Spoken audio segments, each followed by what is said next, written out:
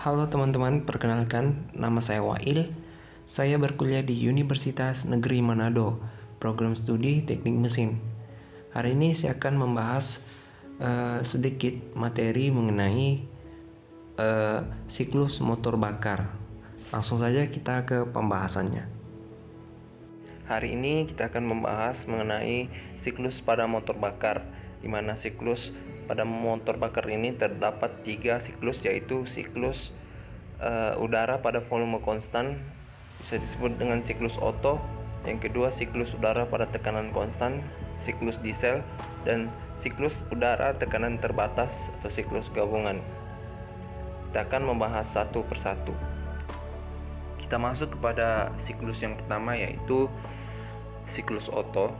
Siklus ideal volume konstan ini adalah siklus untuk mesin Otto. Pemasukan kalor terjadi pada volume konstan. Siklus volume konstan ini sering disebut dengan siklus ledakan atau explosion cycle.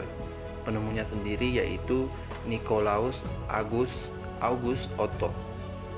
Nah, mesin Otto atau mesin bensin dari Nicolaus Otto ini adalah sebuah tipe mesin pembakaran dalam yang menggunakan nyala busi untuk proses pembakaran.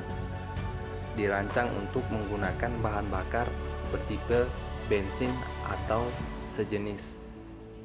Mesin bensin berbeda dengan mesin diesel dalam metode percampuran bahan bakar dengan udara. Dan mesin bensin ini selalu menggunakan penyalaan busi untuk proses pembakaran, beda dengan mesin diesel. Hanya udara yang dikompresikan dalam ruang bakar dan dengan sendirinya udara tersebut akan terpanaskan. Kita bisa lihat di diagram pada siklus Otto ini, di mana terdapat 4 langkah pada siklus. Yang pertama yaitu langkah isap, di mana 0 ke 1 merupakan proses tekanan konstan, tekanan tetap, dan langkah kompresi yaitu 1 ke 2 merupakan proses diawatis. Proses pembakaran volume konstan 2 ke 3 dianggap sebagai proses pemasukan kalor pada volume konstan. Dan yang 3 langkah kerja yaitu 3 ke 4 merupakan proses adiabatis. Proses pembuangan kalor 4 ke 1 merupakan dianggap sebagai proses pengeluaran kalor pada volume konstan. Dan yang terakhir yaitu langkah buang 1 ke 0 merupakan proses tekanan konstan. Gas pembakaran dibuang lewat katup buangnya.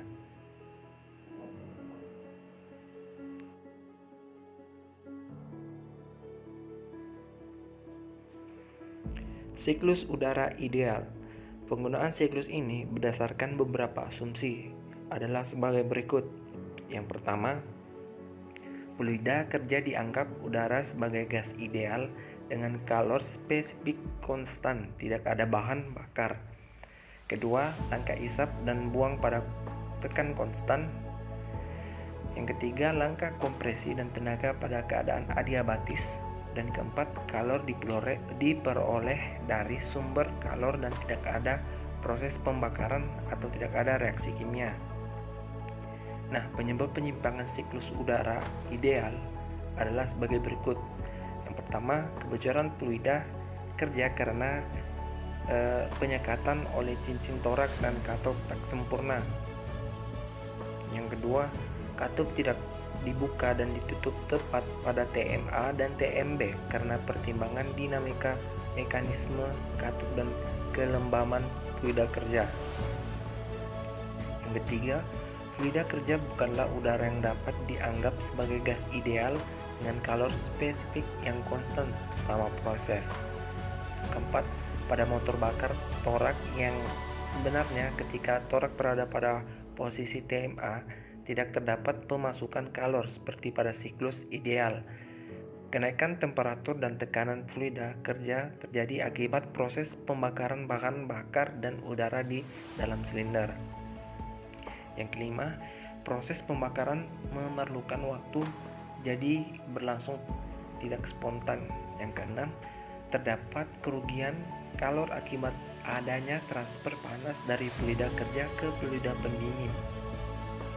Yang ketujuh, terdapat kerugian kalor bersama gas buang, dan yang terakhir terdapat kerugian energi akibat gesekan.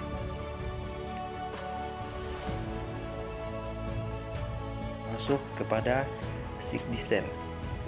Siklus ideal tekanan konstan ini adalah siklus untuk mesin diesel. Pemasukan kalornya pada tekanan konstan. Siklus tekanan konstan sering disebut dengan siklus diesel dan penemunya yaitu Rudolf Diesel. Mesin diesel bekerja dengan memanfaatkan temperatur serta tekanan udara yang tinggi. Dengan rasio kompresi yang sangat tinggi sehingga sanggup membakar solar, maka dari itu mesin diesel tidak mengandalkan busi dalam sistem pembakaran bahan bakar. Pada dasarnya, mesin diesel juga memiliki 4 fase dalam satu siklus seperti pada mesin bensin, tapi berbeda saat proses penginjeksian bahan bakar. Ada beberapa langkah pada penginjeksian bahan bakar tersebut. Yang pertama, langkah isap. Pada fase ini, piston akan bergerak dari TDC atau top dead center ke BDC bottom dead center. Hasilnya terjadi pembesaran volume pada ruang silinder. Nah, di mana pada langkah ini katup air intake-nya terbuka dan katup exhaust itu tertutup. Jadi udara dari luar akan dihisap masuk ke ruang silinder tanpa bahan bakar. Kedua, langkah kompresi. Pada fase kompresi akan mencapai posisi BBC dan ruang silinder dipenuhi udara. Pada kondisi ini katup air intake-nya tertutup dan katup exhaust-nya juga tertutup. Jadi pada saat piston kembali bergerak ke DDC, ruang silinder akan mengalami penyempitan.